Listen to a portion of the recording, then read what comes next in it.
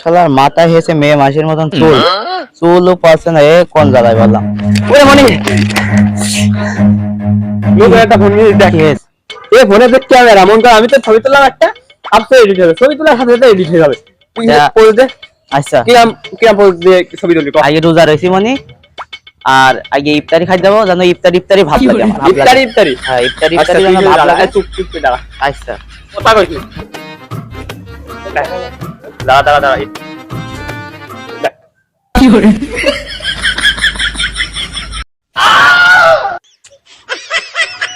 কি হলো কি করলি তুই এটা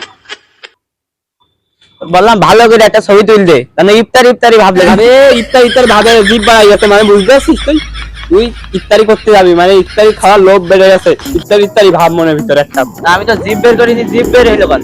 আরে আমি তো বললাম না ক্যামেরায় অটোমেটিক্যালি ওই এডিট হয়ে যায় এডিট করে পাই গেছে বুঝতে পারছিস